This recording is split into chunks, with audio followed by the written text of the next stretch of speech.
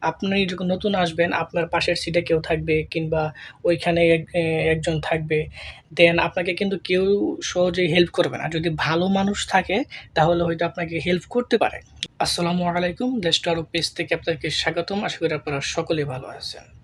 যারা প্রবাসে আসতে চান এবং আসার জন্য চিন্তাভাবনা করছেন, তাদের জন্য আজকে এই ভিডিওটি অত্যন্ত গুরুত্বপূর্ণ।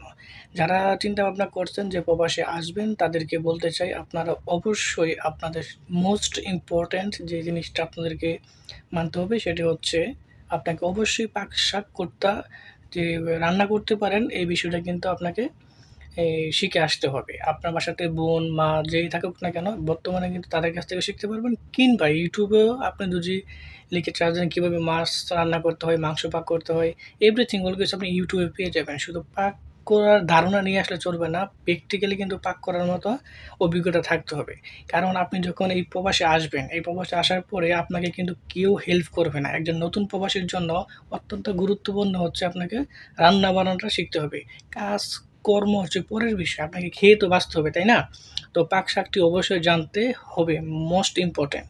আপনি যখন নতুন আসবেন, আপনার পাশের সিটে কেউ থাকবে কিংবা ওইখানে একজন থাকবে।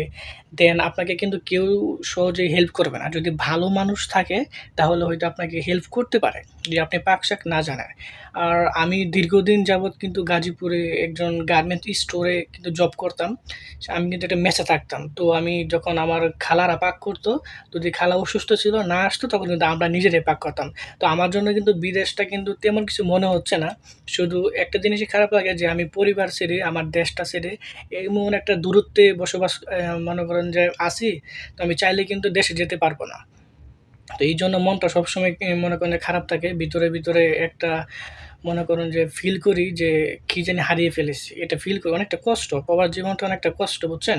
তো আপনারা যারা আসবেন পাক-শাক শিখে আসবেন।